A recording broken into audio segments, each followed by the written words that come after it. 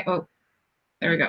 Recording is started. Hey guys, Lauren and I are here today for International Women's Day to celebrate us women. And we are bringing on one of our beloved brand reps, brand ambassadors, a fellow mommy who just finished writing a book and published it.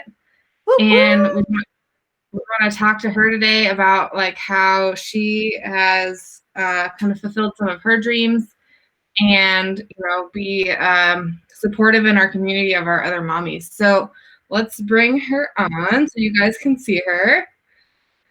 Da-da-da. There we go. There she is. Hi guys, this is Kelsey. Kelsey, how is it? Good.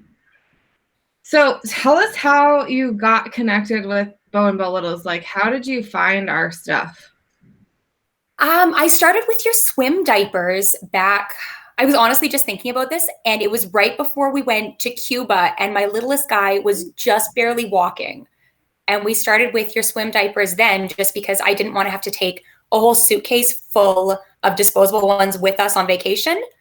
So we threw those in the bag, and we've been obsessed like ever since. I am so caught on the fact that you went to Cuba. Like, oh my gosh, it was so long ago now. It seems like it's been. I mean, that's one place that like we've been wanting to go, but it's just like, hard to get there. So how did you get there? From Canada, it's really just like going anywhere else. Oh yeah, that's true. I forgot about that. Got on a plane and went.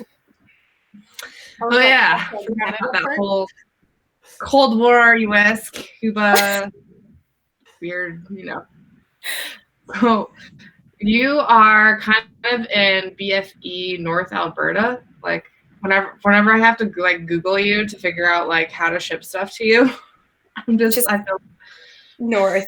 Let's keep going. You'll find us. We're up here. Like 2 stops before Santa.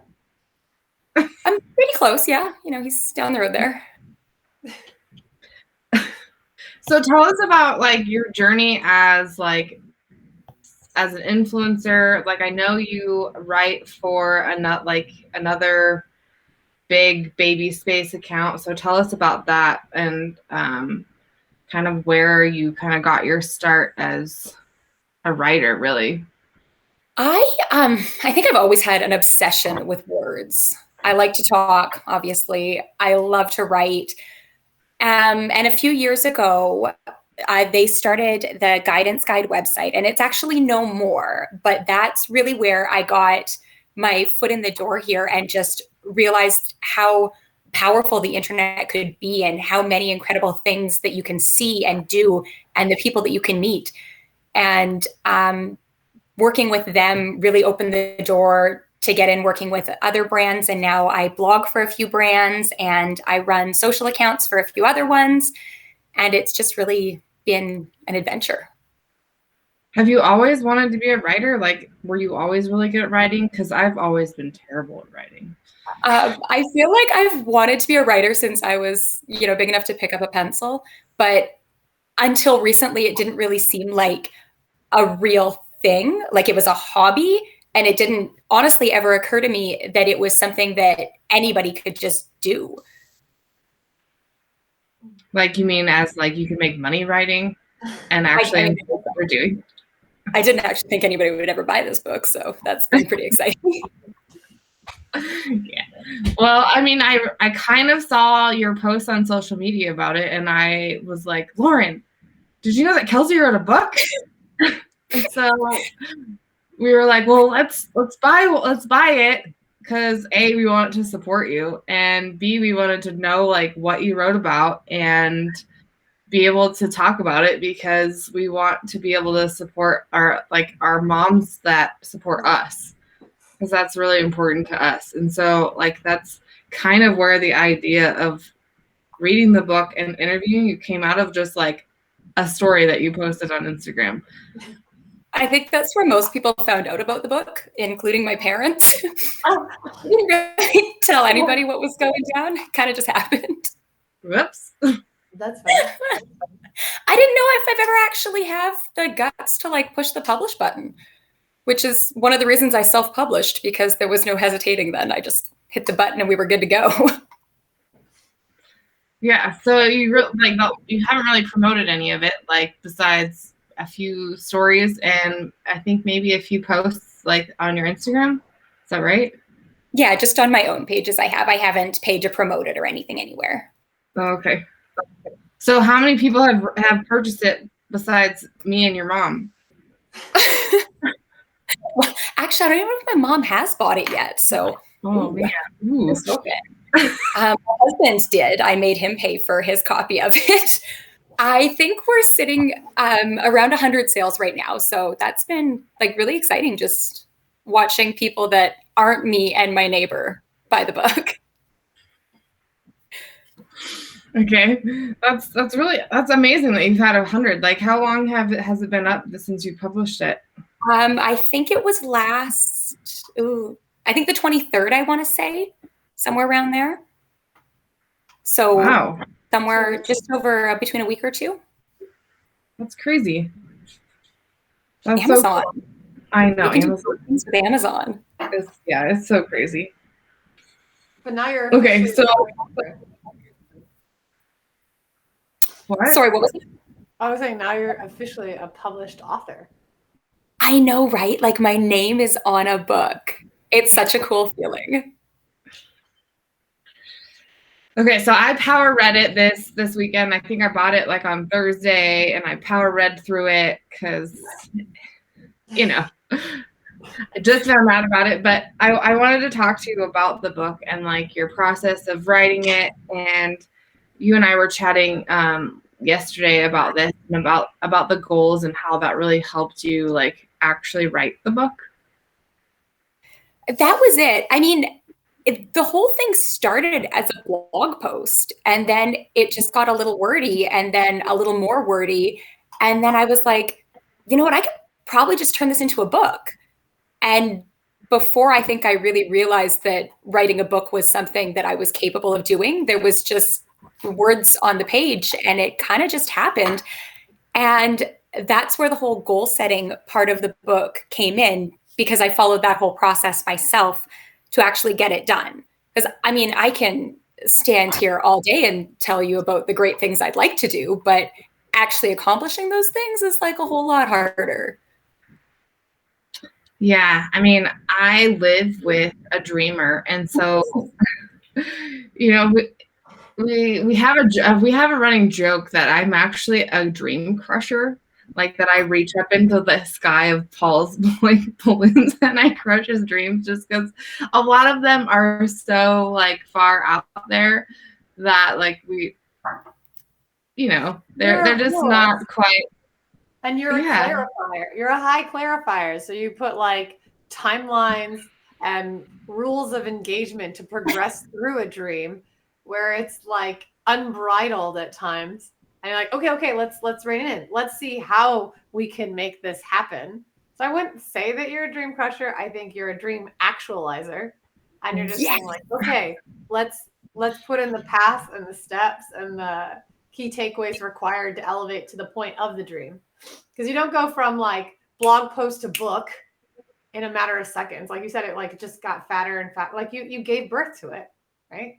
That was pretty much it. And I feel like it probably took as long as my labors did. So, I mean, the whole process was painful and it was hard, but it's been so rewarding. Yeah, one thing that you were talking a lot about in the book is becoming well, I guess the title is becoming your truest self. And so it sounds like you have struggled with just being yourself and not being who everyone else wants you to be. So was that really hard for you to write the book with that in mind? Because with writing, you really have to like put yourself out there and people can either like it or reject it. So how are you doing with that, or how did you process through that?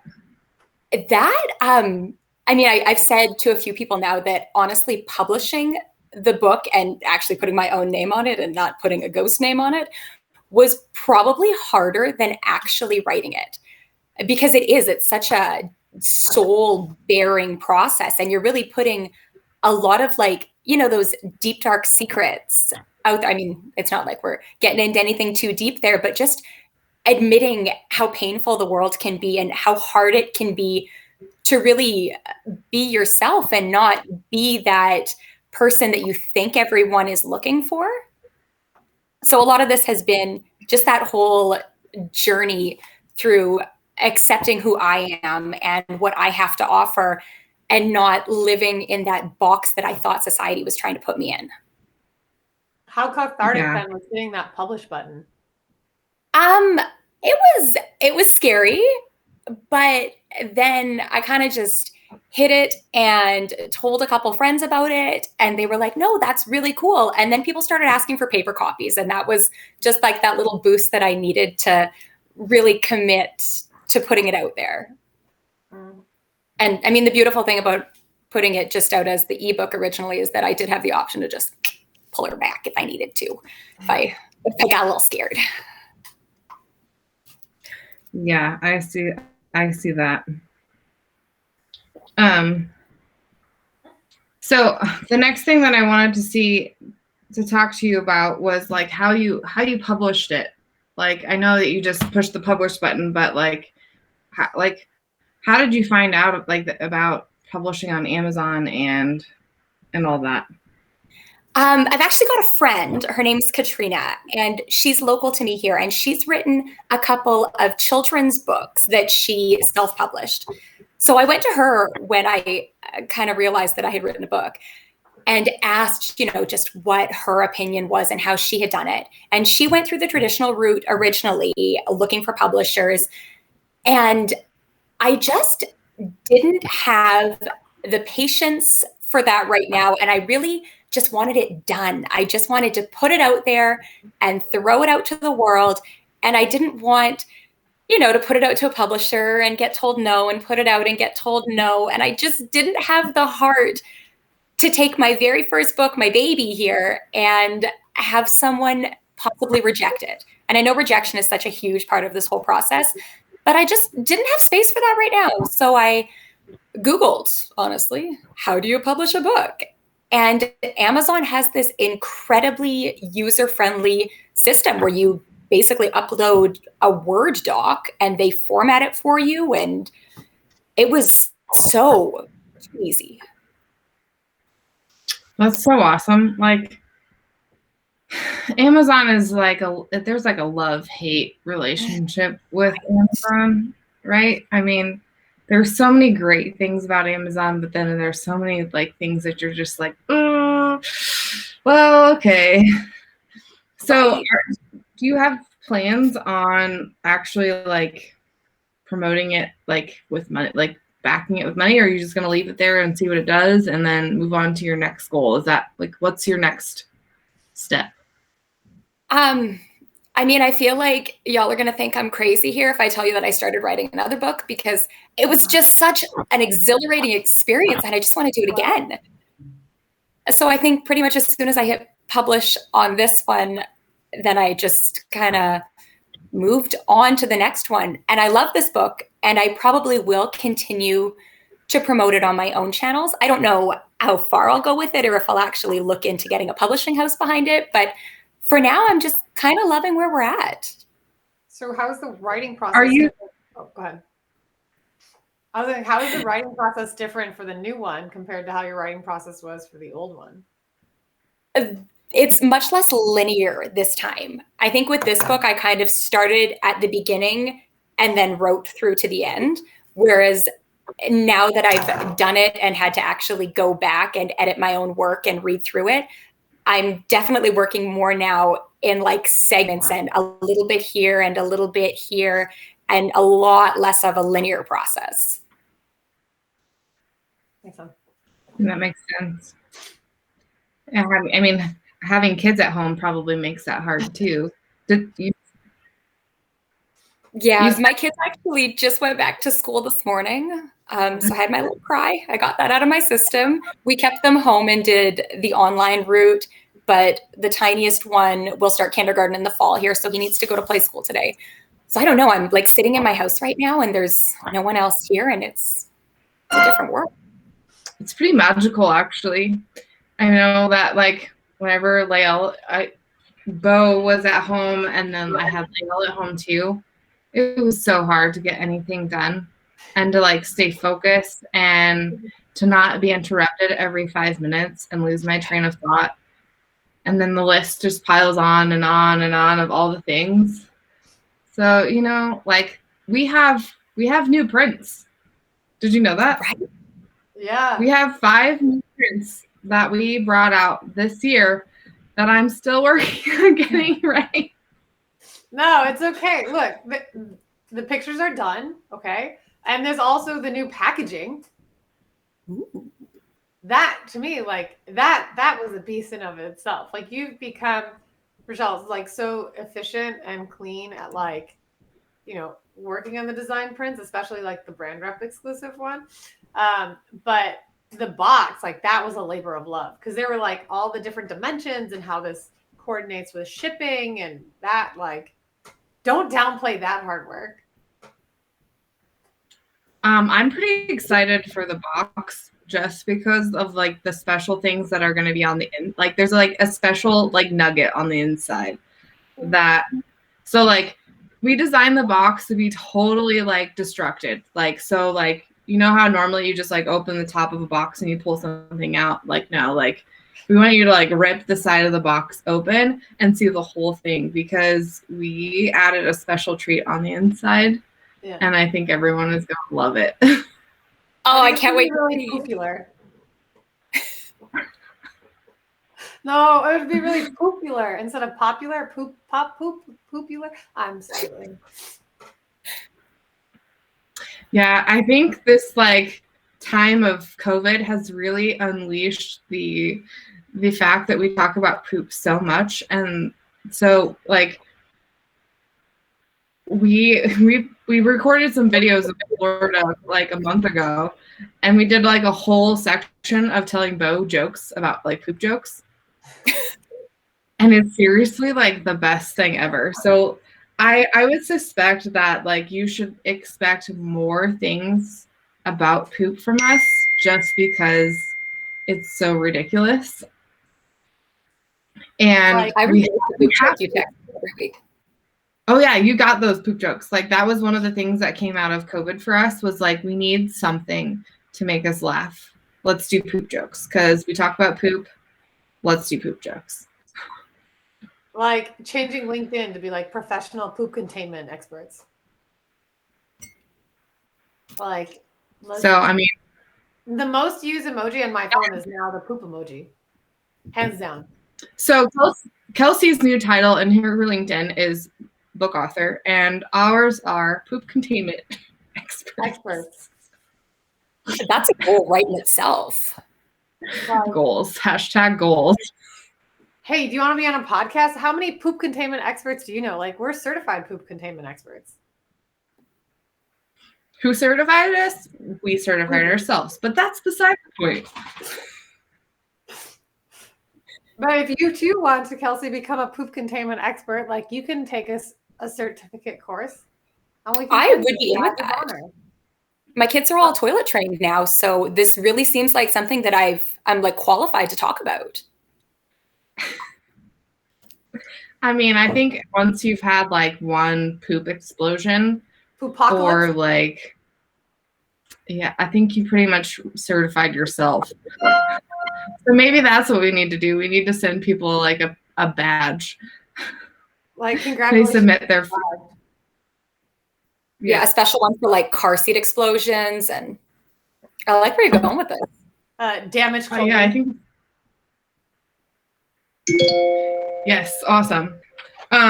So Lauren and I wanted to share one other thing with you guys before we sign off, and this has been something that like it has been on my list of things to do, and I have had such a big list that it hasn't been done, but here at last. This is something that Karissa made for us, and she handmade these bows. They match our flamingos tops, they match our flamingos swim diapers, and all of this, like they're on our website, and if you purchase a bow, like it's not money for us, it's money for her. So we just thought like this was the best place to like help promote her business. I mean, we're here promoting Kelsey and her new book, but we also wanted to give a shout out to Karissa and her PS I Love Bows. We will probably put the link in to where you can purchase these, where you can find her other bows. But they're super cute, and they're made with our swim diaper material, so they're made to get wet. So if you have a little one who loves to wear bows all the time and doesn't rip them out of their hair like my daughter, these are for you. Because the women that we get to like connect with on a daily basis are amazing. And there's a whole day dedicated to women, and like being where you are physically situated and where we are physically situated, like it's literally international. So it's exciting that we've got like it is moms doing awesome, amazing things. Book author. So what do you call a professional bow creator? Like an atelier of bows? Ooh, maybe that sounds fancy. Mad Hatter. Could it be like, you know, the Hatter kind of situation, but like the boater? No, that doesn't sound. I don't know. You guys are ridiculous. Well, Kelsey, I wanted to thank you for letting us interview you and like pick your brain about what it is to be a mom that is living her dream and doing things. Yes, and doing things and not just waiting for other people to do things for you. So like congratulations. Like it was great. It was a great read. I hope that even though your kids are bigger, that we can continue like being somewhat friends. Like I feel like the women that we end up working with, I end up like assuming them as kind of like far off friends. Yeah, as soon as we're like legally allowed to travel again, we're going on a girls trip, right? Like we're going somewhere hot, please. Oh, please, my little Canadian heart needs the sun. I know. I feel bad for you Canadians. I mean, we can travel. State. We just have to come to the Sunshine State. Right? I'm there for that. All right. Well, it was good to talk to you, ladies. Have an awesome International Women's Day, and set a goal and make your steps to make those goals happen. Congratulations. Thank you. Bye. Now the fun part of turning this off.